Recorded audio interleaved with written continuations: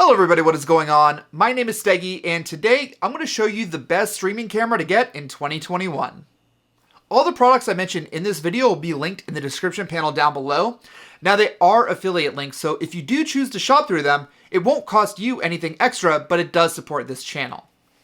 Now if you've seen my other video on the best camera for streaming, you'll know that in the whole landscape of cameras on the market, the one I've recommended the most is the Sony A5100. Now, as popular as the A5100 is for streamers because of its price to quality ratio, unfortunately in 2020 the A5100 went end of life, or EOL, discontinued, whatever you want to call it.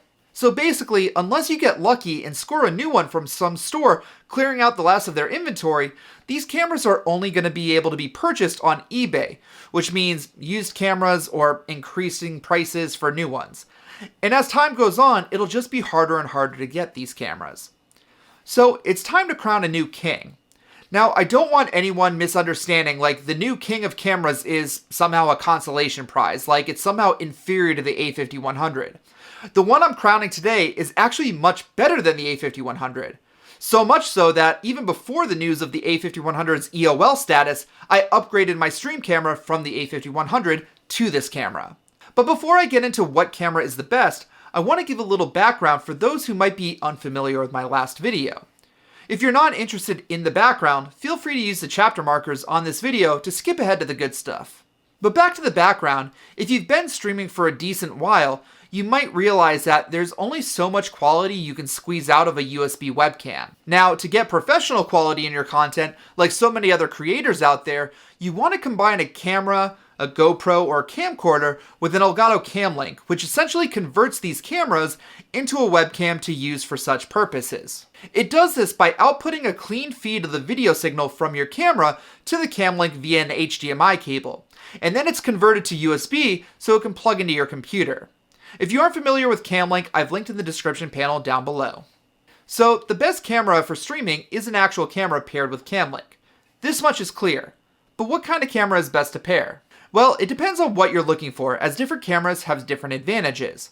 Like, if your goal is to film something super far away and you need a lot of zoom, you'd probably want a camcorder. If you want something small to mount in the corner of your room for a behind-the-scenes shot, you might want a GoPro. However, if you're looking for the highest quality camera for your content, you'd want a mirrorless camera, which is very similar to a DSLR camera if you've heard that phrase being thrown out there before, but it's actually better. But I'll get on that more in a little bit. But the reason why most people go with one of these types of cameras is that they have a really large sensor which lets you capture more detail. And they have interchangeable lenses which allows you to achieve tack-sharp video and get that blurry background so the focus is on you. Now, if you're in the market for a camera, I do suggest mirrorless cameras over DSLRs. Now, why is this? Well, simply put, because most DSLRs require you to switch to manual focus in order to get a clean HDMI output. And this just isn't very practical for most streamers, especially if you're using a fancier lens to get that blurry background. Then you really want autofocus to keep you in focus when you're moving around. Now, when it comes to camera brands, in my last video, I had broken down each brand and why I suggest Sony as the brand to get over everybody else. Now, the reason being is this. With Nikon, for example, only 2 or so models of the Nikon cameras can even properly work as a webcam with Cam Link. And they're the Z series, which are a couple of $1,000s each, which is just overkill when it comes to using something as a webcam. Now, Panasonic cameras are okay, but most of them have a smaller micro four thirds sensor versus APS-C, which most of the Sony and Canon cameras have. Now, this is important because this means that if you buy the same focal length and aperture lens on a micro four thirds camera as an APS-C camera, you're going to be more zoomed in and have less background blur. So with Sony, it's easier to get background blur and easier to get a wider shot when needed. And beyond that, Panasonic Lumix cameras are a bit notorious for poor autofocus, so I'm not really keen on suggesting those, even if there are some pretty affordable models available for them. And for Canon, most of their cameras require manual focus in order to be used as a webcam with Cam Link, which, as I explained before, isn't the best. There is, however, one sub $1,000 model from Canon. It's called the M200, which is fully compatible with Cam Link, which I'll talk a little bit more about later on. So then that leaves us with Sony, whose cameras have great working autofocus when used as a webcam, have an APS-C size sensor, as well as some full frame models if you have that extra budget, and just overall work really great with CamLink as a webcam. So Sony is the best. But which Sony is the best? Which camera is the new streaming camera king? Well, wait for it. The Sony A6100. Now why is this? Well, there are a few reasons. Number one is its quality. The Sony A6100 can output up to 1080p 60 or up to 4K 30 quality, both recording internally as well as being used as a webcam. The image you can get from an A6100 in 4K mode is truly gorgeous. Now, I've been testing a ton of cameras in the past year for the Elgato YouTube channel, and I am honestly hooked on 4K. And if you're asking, well, why do I need 4K if I'm using this for streaming, since most streaming sites just do 1080 60? Well, there is a noticeable boost in quality in Sony cameras when you're shooting in 4K, even if you're scaling it down after the fact to 1080p for your stream or YouTube video. Another advantage I found in setting your camera to 4K versus 1080p is that when you're on a 1080p stream, you are able to digitally zoom in on your camera by increasing the frame size in OBS, and you don't lose any quality, because 4K is 4 times the size of 1080p. So you can theoretically zoom up to 4 times before you begin actually stretching pixels and losing quality. And number 2 is the price. The A6100 is the cheapest of Sony's Alpha line that can do 4K. You can get the A6100 for $750 body only, or $850 with the kit lens. And if you wait around for sales, you can definitely get this cheaper. I personally snagged the A6100 last October when I got it with the kit lens and a 55 to 210mm lens for $900 instead of $1,100. Now, to be clear, this is a jump in price over the discontinued A5100 and the still available A6000, but I'll talk more about the A6000 later on. Now, reason number 3 the A6100 is king is that it has a flip-up screen. One of the biggest reasons I recommended the A5100 over the A6000, besides having the same quality for a cheaper price, was that it had a flip-up screen. This allows you to see yourself on camera as you're shooting, which is incredibly useful for streaming or YouTube. You can make sure you're in focus, that you're centered, and you're completely in frame. And you can do so without having to look down at your monitor or at your OBS preview. And lastly, reason number 4 that the A6100 is king is that it has a mic input. This just helps in its versatility in both streaming and YouTube, which I recommend any streamer to consider making VOD content because YouTube is so much more discoverable than live streaming platforms. And I just think that if you're spending over $500 for a camera, it's nice that it can be versatile for multiple uses, and having a mic input definitely does that. And if you only stream, you can still take advantage of it depending on the content that you stream. Like, if you do cooking streams, you could hook up a wireless lav mic to your camera, and then you can have that go into your OBS so you can walk around and be heard clearly wherever you are. Now, if you're looking at the A6100, you might have noticed the A6400, and might be asking yourself if it might be worth the extra money to go to the next step up and get that versus the A6100. Well, I'm here to say no to literally 99% of you. Literally the only differences between these two cameras is that the A6400 has a slightly higher resolution viewfinder and has picture profiles, which means nothing when you're using the camera as a webcam for streaming. And if you are using your camera for YouTube, the A6400 is really only worth the step up if you really want to color grade your footage. Now, you might also be asking if it's worth spending even more than these to go full frame camera, aka a camera with a larger 35mm size sensor, because a larger sensor would give you better detail and more background blur, right? Well, the quality difference from the A6100 to a camera like the A7 III is smaller than you'd think. You really get into the realm of diminishing returns here. Case in point, I literally have both of these cameras that I just mentioned, and I've actually stopped using my A7 III to film myself for my YouTube videos because the difference is so small between the two cameras, and I value the flip-up screen on the A6100 over the slight bump in quality I'd get with the A7 III. Now, you might also be saying, your last video recommended a $500 camera, and now you're recommending an $800 camera.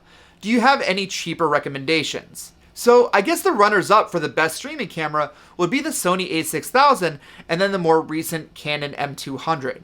And I'll go over briefly here what you give up when you save the money to go with one of these options. First, let's go over the M200.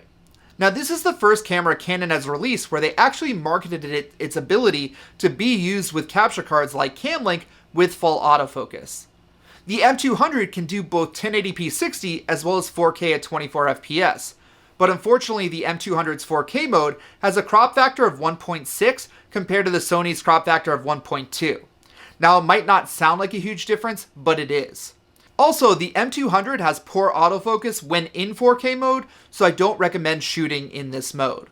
During my use of the M200, I found that the colors seemed a bit dull compared to the Sony cameras. The M200 does look sharper than the Sony A6000, but it almost seems like a filter and it just doesn't look right to me. I even prefer the look of my Canon SL2 DSLR, even though it requires manual focus for CamLink compatibility. But right now, with an MSRP of $550, the M200 seems like, at least without any sales promotions, to be one of the most affordable mirrorless cameras you can get right now that's compatible with CamLink. The next runner-up I'd like to discuss is the Sony A6000. This is a close second place to the Sony A5100 in my last video, but lost out because it had cost more money without providing anything for that extra cost besides a nicer feeling body. But you'd actually lose out on features that the A5100 had, like its easy digital zoom and its flip-up LCD screen. But it's fairly close to the A5100, so why wasn't this crowned the new king? Well, the basic rundown on the A6000 is that it does 1080p 60 max resolution, so no 4K. It doesn't have a flip-up screen compared to the A6100. It has the same pleasing colors as the A6100, so it is better than the M200 in that regard. But like the M200, the A6000 has its own issues in terms of sharpness, which I found out a little while back. Now the Bion Z sensor that's found in both the A5100 and A6000 cameras have a soft skin filter that isn't able to be disabled when you're using the HDMI out on these cameras. So the image might look a little bit softer, but this is actually the filter making you think that. So be aware if you're looking to buy one of these two cameras that this is a thing with them. But honestly, I wouldn't be too worried about it because the filter isn't like Facetune on 1000%, it's actually super well done. I know so many people who are actually thankful it's there. Hell, even myself, I've had some redness or breakouts before on my face, and then I've gone on stream with the A5100 and it's like, oh crap, I don't see it. So it's not bad by any means, but I would still prefer to have the option of disabling this setting. Now, one interesting thing about the A6000 is that it was rumored last year that the A6000 was going end of life with the A5100 back when it was showed as discontinued on the BH Photo online web store. However, multiple retailers have continued to restock this model, so for now it seems like it's still being actively produced. However, looking at the listings, the A6000 has gone back up in price to its original MSRP, $650. Now, as far back as December 2020, I've seen this camera go on sale for $500. But before this discontinued rumor, I feel like the most I've seen it listed for is $550 or around there. So we'll see how often the A6000 goes on sale. So in conclusion, my recommendations are this. If you have any plans for YouTube as a component to your content creation, I think it's highly worth spending the extra money to get the Sony A6100 for its additional features over the A6000 and A5100. If you don't create content for YouTube, the added benefits of the A6100 may still be worth it just for streaming, but that's where you'd want to weigh the pros and cons yourself. Now, if you are more price conscious, I would recommend either getting the A6000 when it goes on sale, or you can hunt around for some good used deals for the A6000 or A5100 on eBay. If you absolutely need a camera right away that costs under $600 and you don't want to go used or wait for a sale, then I would recommend the Canon M200. Because even if you have some previous Canon glass, you most likely have Canon EF glass, which would need an adapter to work on the EFM mount of the M200, so you'd still be better off with a Sony because you could adapt those same lenses to Sony bodies too. But that'll cover what I believe to be the best streaming camera for 2021 is. If you have any questions, feel free to leave a comment down below, as I do check the comments regularly and reply. Once again, I do have affiliate links for all the products I've discussed in this video in the description panel down below. It doesn't cost you anything extra when you're shopping for a camera, but it does help support this channel. Once again, my name is Steggy, and until my next video, I will catch you guys later.